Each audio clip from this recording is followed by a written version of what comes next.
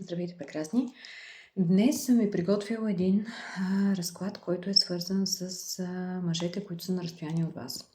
Искам в днешния разклад да се появи личността на мъж, който се намира на разстояние. Тоест, касаещо връзките от разстояние. Възможно е изобщо да се намирате в други населени места и да се срещате циклично. Възможно е да сте в други държави, възможно е към настоящия момент да сте в кратък период на раздяла, било то по ваше решение или защото обстоятелствата ви принуждават да не сте на едно и също място. Също така, тук се касае и за двойките, които по една или друга причина, колкото и да не се харесва на някои от дамите, се намират в триъгълник или четириъгълник. И съответно е възможно да се проиграе и такъв вариант. Картите сами ще покажат какво ще изберат. Предупреждавам, както всеки път, че това е разклад, който може за всяка една от вас да се проиграе частично, може да се проиграе изцяло или изобщо да не покрие вашите очаквания. Ако е така, просто не поемайте чуждата и ненужна енергия върху себе си, защото имате достатъчно енергия, която така или иначе поемате. Затова, нека моят нос ме започне да ме сърби и аз да започна да започна своят пасианс. Щях направо да кажа своето гледане, защото реално при мен обикновено двете неща се препокриват. Заповядай, прекрасни, при нас днес и ни кажи кой си ти, кажи ни нещо повече за себе си, кажи ни нещо повече за своята личност и за това какво представляваш. Нека жената, която е тук, те разпознае. Женска енергия. Ако мъж гледа това четене, тук може да се касае за жена, която е от мечовата енергия. Въздушен знак или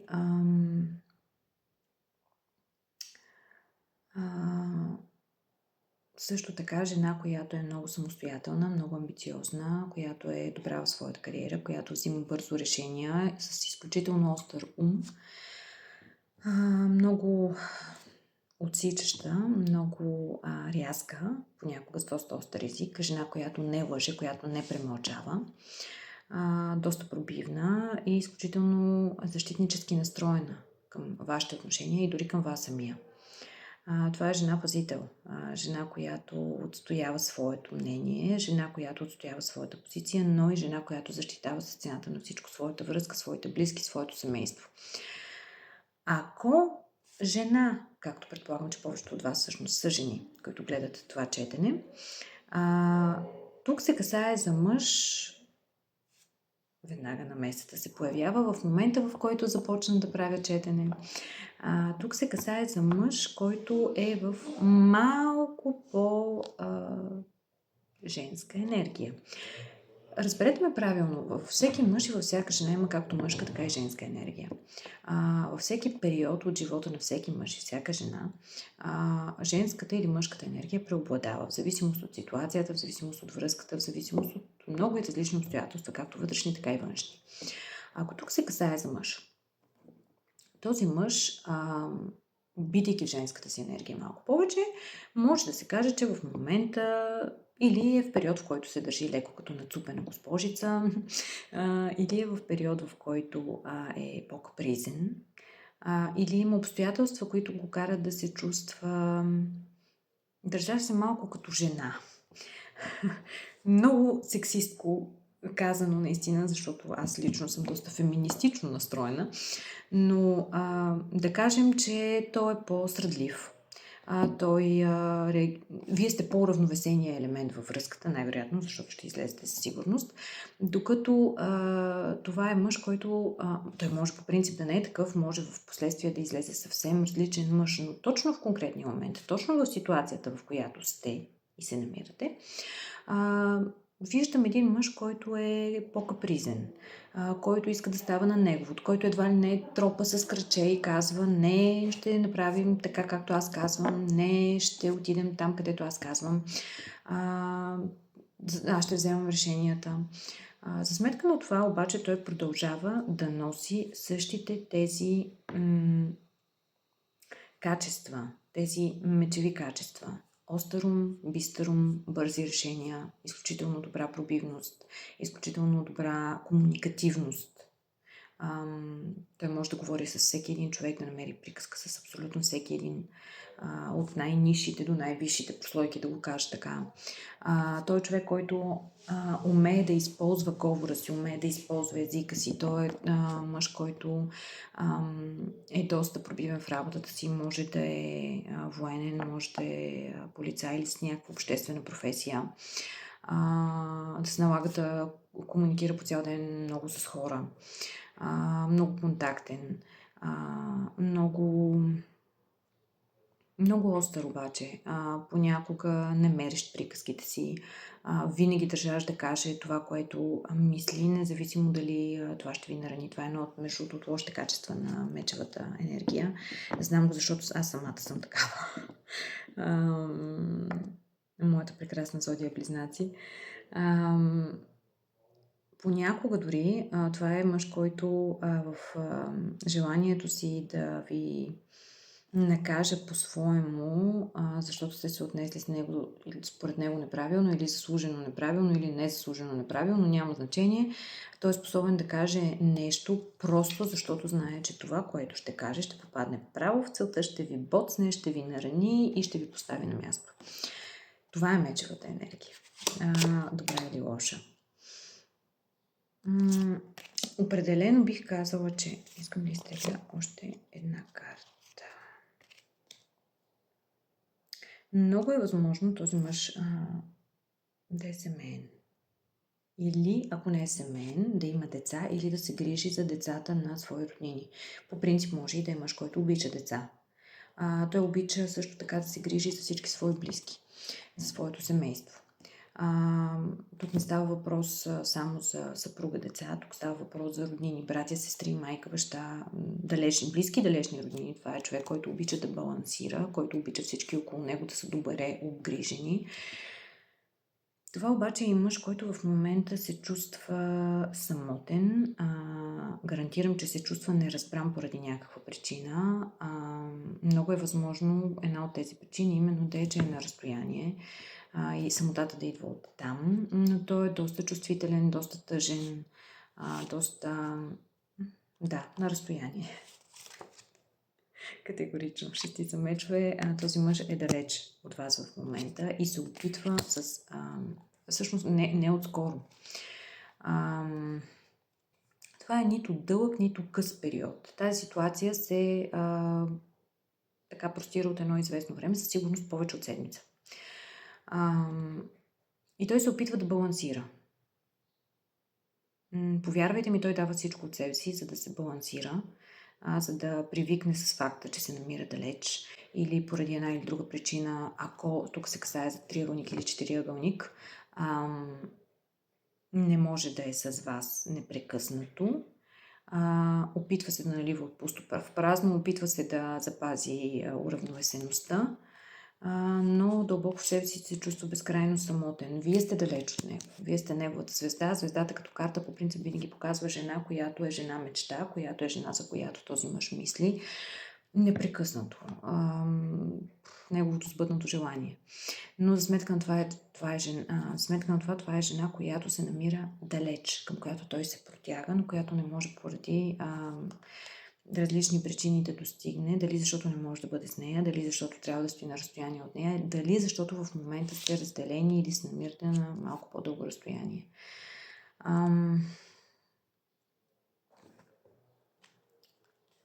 Възможно е скоро да сте разменили с него остри думи. Също така е възможно да сте на прага на някакъв... възможно е да сте поставили този човек на прага на някакъв избор. Ако се касае за триъгълник, четириъгълник, така нататък, нали, може би вие сте взели решение за себе си, ако сте пък свободна, а той да речем обвързан, може да сте взели решение, че не може повече да стоите в тази ситуация и сте казали, виж какво избери, нали? Аз вече повече не мога, ти трябва да балансираш и да решиш, или аз, или тя. Ако не се касае за такъв тип ситуация. Тук по-скоро има някакви обстоятелства, които много ви дразнят в него или много ограничават вашите отношения, които вие не можете да приемете, които той не желая да промени. Нещо свързано с неговият характер, с неговите разбирания, с неговите навици и привички и вие искате той да избере, надявайки се, разбира се, да предпочете вас. Повярвайте ми, и тук отново ще кажа, опитва се. Той върви към вас.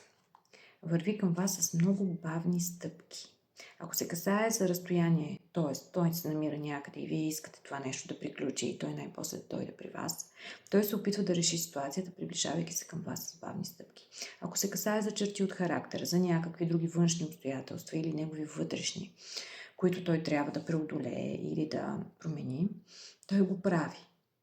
Старае се да го направи, но всичко се случва с много бавни стъпки. Хубавото при Рицар Пентакли, каквато е тази карта тук, е фактът, че стъпките са малки, стъпките са бавни, но са постоянни. Това е напредък, който, за съжаление, няма да се случи толкова бързо, колкото и се иска, но ще се случи и се случва без да спира.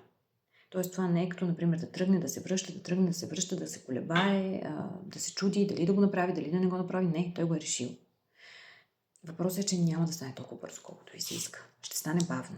Защото той се бори. Той се бори с множество външни обстоятелства, които са срещу него. Конкретно срещу него.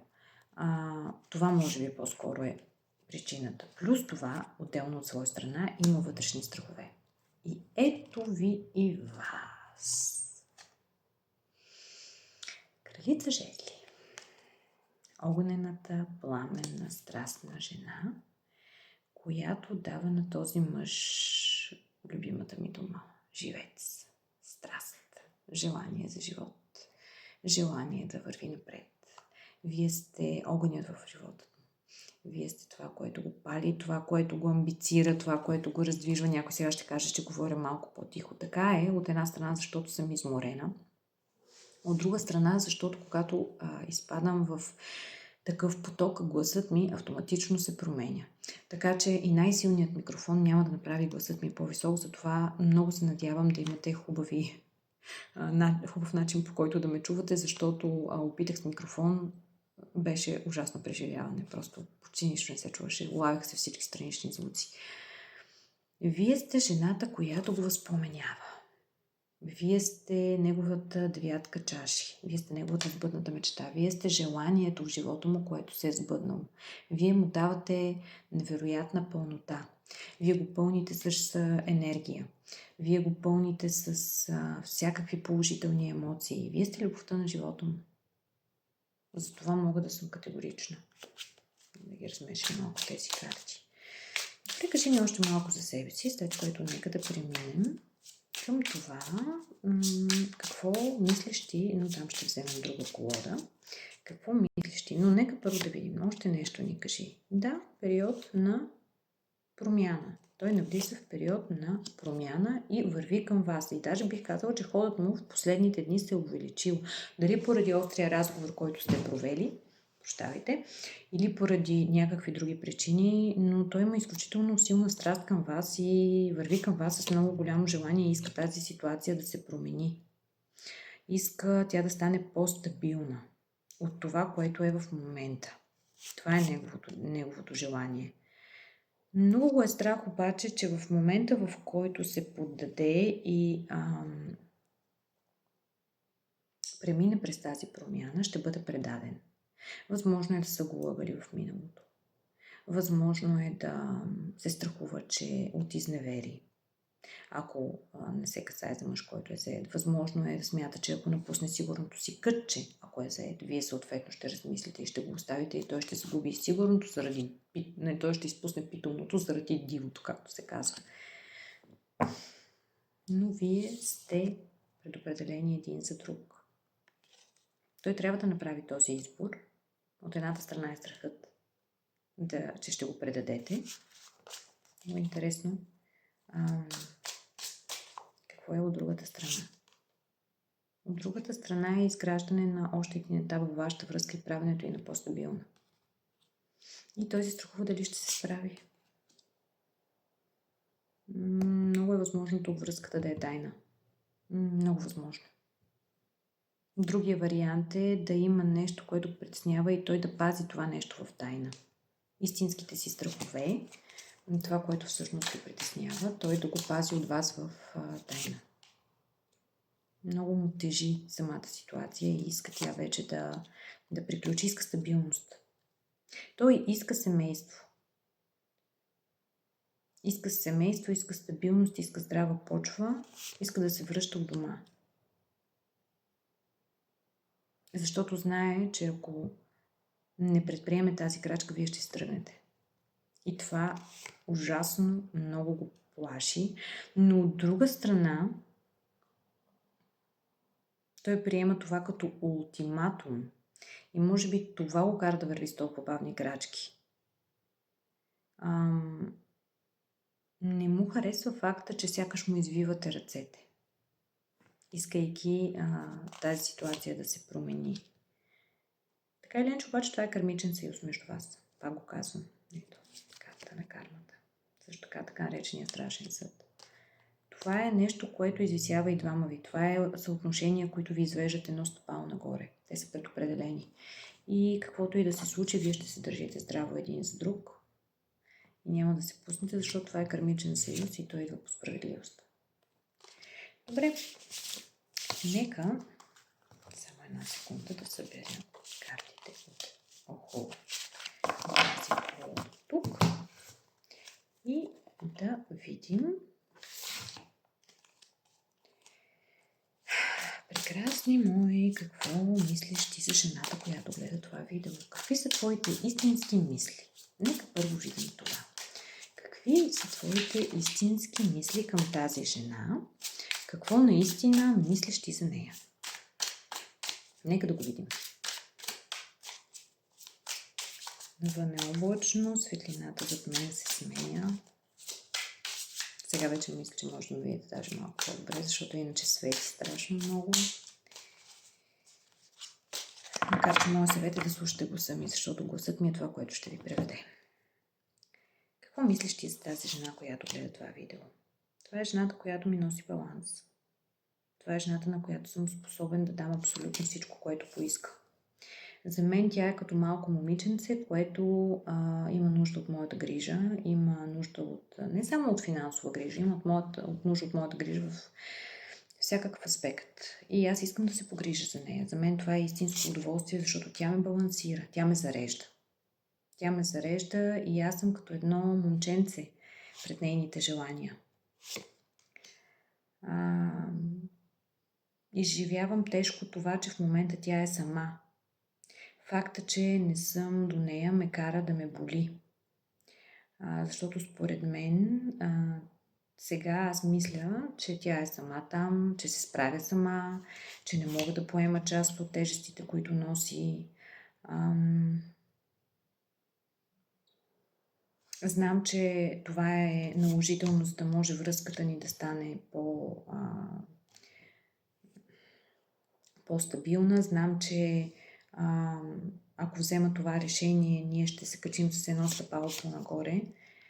Знам, че тя е жената, с която искам да създам семейство. Знам, че с нея бих искал да имам в някои случаи деца, ако се касае за такъв случай.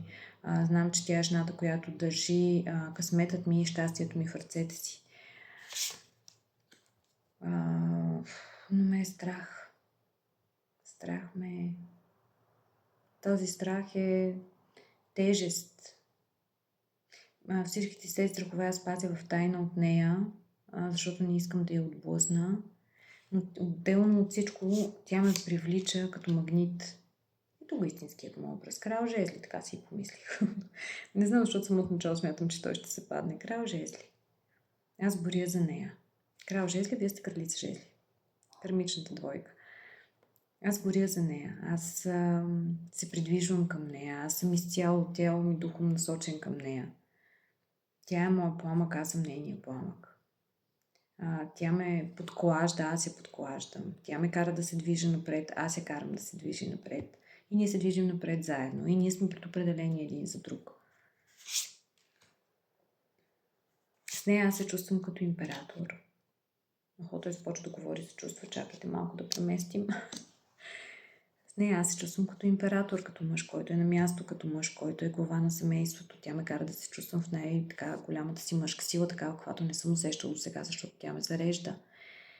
С нея се чувствам като влюбено момченце, което е с пълни шепи, което гребе непрекъснато. Любов, чувства, нежност.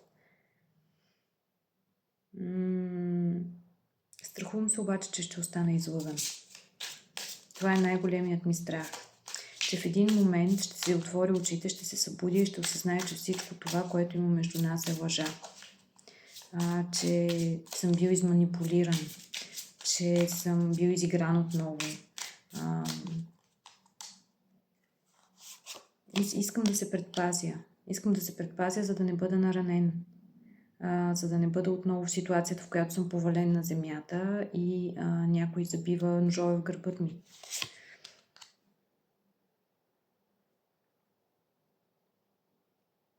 Осъзнавам, че тя е промяната, която идва в живота ми и идва с тази промяна, в смисъл, тя ме променя. Може би точно така трябва да го кажа. Тя ме променя.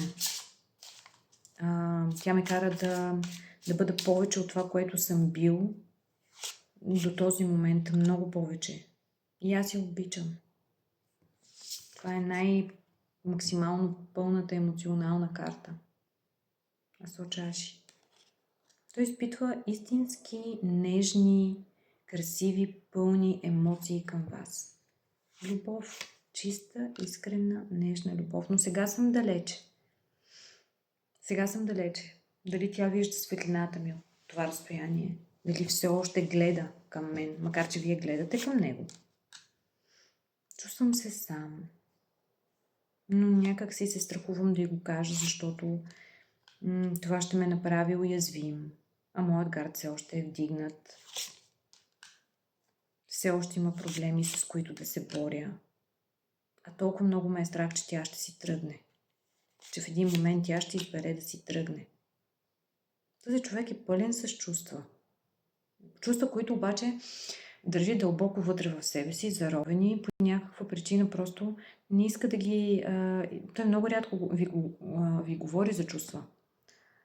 Много рядко си позволява да бъде откровен. Точно на този страх. Гарда е вдигнат, проблемите се решават, страх ме е, че ще остана сам, страх ме е, че това ще се окаже лъжа, страх ме е обаче ужасно, че ако продължавам да мълча, тя ще ме изостави, защото в един момент ще й писне да чака. Това е един много дълбоко изживяващ емоциите си мъж. 10 чаши. Двойка предопределена да бъде заедно. Двойка, която се е вплела толкова здраво кармически. Сте се вплели двамата един в друг, като корените на едно дърво. Много голяма страст. Много голяма страст. Възможно и ревност също. Все пак това е крал жезли. Той е способен да се бие, да се бори за вас, да се бие с дракони за вас, така да се каже. В смисъл да се бори с всякакви обстоятелства, за да може вашата връзка да просъществува. Няма да ви пусне.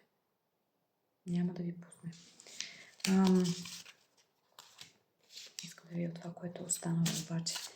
Кажи ми нещо последно. Какво ще предприемеш спрямо нея? В близкото бъдеще. В разстояние на около месец, да кажем. Какви ще бъдат твоите действия спрямо нея? След като вече си взел някакви решения.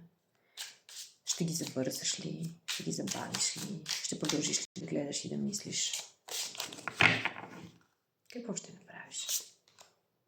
Ще действа категорично. Много страст. Много страст насочена към вас. С риск да нарани сърцето ми. Аз ще продължа да кова основата за нашата бъдеща връзка с риск сърцето ми да бъде наранено, просто защото я искам. Искам я за себе си. Тя е моята звезда. Тя е моята сбъдната мечта. Тя е това, към което се стремя, към което винаги съм искал. Така съм си представял жената до себе си. И въпреки конфликтите, които имаме в момента, които са дребни, честно казано, на фона на това, което може да бъде. Въпреки дребните разки, които имаме помежду си и това, което може да донесат те, аз съм склонен да се справя с тях, да проявя твърдост, да седна, да говоря, да се боря, да убеждавам, да се аргументирам, защо в момента нещата са такива, докато я убедя, докато тя отново дойде при мен и всеки път ще правя така, че с нежността си, с чувствата си прогърмя. С чувствата си, с емоциите си, с любовта, която изпитвам към нея, тази нежна и всеотдайна любов. Аз ще я връщам обратно при себе си. Защото аз съм онзи крал Пентакли, който е нейният мъж. Аз съм нейният мъж. Аз съм бащата на нейните деца. Има и такива ситуации. Аз съм мъжът, който ще осигури нейното бъдеще. Аз съм мъжът, на който тя ще стъпи като опора, за да се вдигне нагоре. Аз ще бъда мъжът, който в трудни моменти ще я поддържа. Аз съм нейният мъж. И аз се движа към нея с бавни крачки. И се страхувам дали тя ще ме чака. Наистина. Страхувам се, че ситуацията в момента за нея е като в застой и тя ще се откаже. Но това е ситуация, която не може да продължи дълго. Обесен е ситуация, която е необичайна и за човека, и в която той е длъжен в много скоро време да вземе някакво решение, за да я промени, защото не може да остане в тази позиция. И неговото решение ще бъде да направи избор и да направи крачка напред. Шансът. Той го взима. Асо Пентакли. Вие сте неговият шанс и той го взима. И сродните души са заедно. Вие поставяте короната на главата му. Двойка чаши. Това е може би най-любовната, най-нежната, най-прекрасната любовна карта в колодата на всички карти Таро. Това е картата на сродните души, които се избират през времето, през пространството, през измеренията. Да, това сте вие. Един за друг. И започва нов етап в живота ви. Светът. И глупакът. Всичко започва наново. Всичко започва наново и вие сте неговата императрица. Вие сте неговата императрица, той е вашият император. Най-силната възможна двойка. Ето. Деветка чаши. Как го пълните, как може би имате заедно дете, как ставате семейство. Огромна любов. Огромна любов. Предопределена свише. Предопределена свише.